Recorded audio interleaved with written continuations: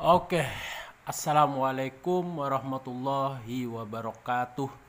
Hari ini saya akan menonton video Indonesia membangun kilang baterai dengan berteknologi baru. Sebelum kita lanjut, kita intro dulu.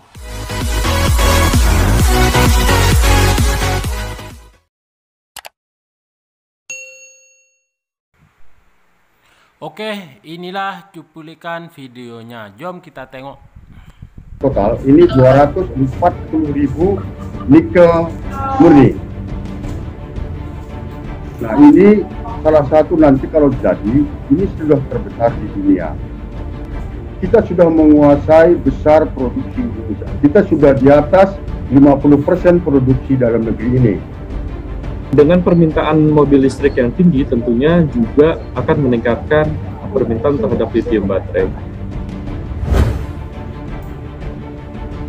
Kita punya 11 smelter. Ini sudah terbesar di Indonesia dan salah satu terbesar di dunia.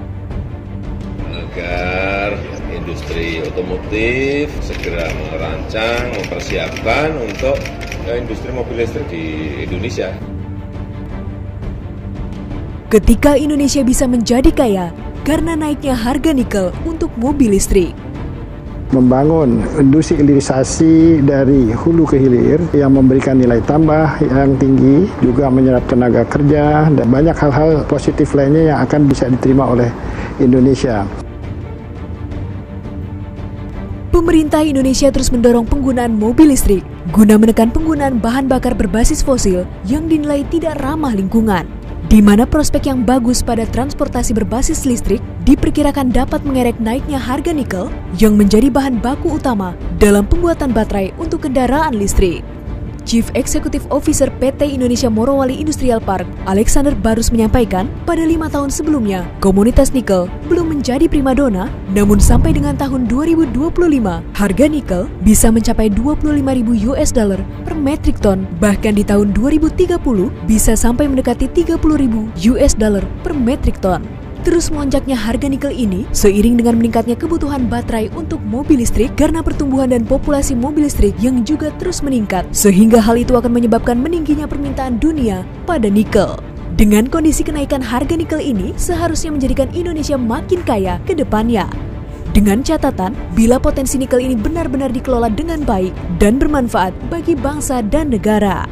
Sedangkan untuk meningkatkan nilai tambah produksi tambang di dalam negeri, pemerintah juga terus mendorong dilakukannya hilirisasi mineral termasuk nikel dengan membangun smelter yang menggunakan teknologi high pressure acid leaching yang bertujuan agar dapat menyerap nikel kadar rendah. Menurut keterangan Alexander Barus, di Morowali sendiri sudah dilakukan groundbreaking 4 pabrik yang akan memproduksi katoda nikel kobalt dengan total kapasitas sebesar 240.000 ton nikel murni. Dan apabila pabrik ini selesai dibangun, maka akan menjadi salah satu smelter nikel kobalt terbesar di dunia. 240.000 nikel murni. Nah, ini salah satu nanti kalau jadi, ini sudah terbesar di dunia. Tidak hanya smelter saja, di kawasan industri Morowali ini juga akan dibangun pabrik daur ulang atau recycle baterai lithium. Menurutnya, pembangunan pabrik daur ulang baterai juga sudah dilakukan di beberapa tempat lain, namun belum semaju yang ada di Indonesia Morowali Industrial Park.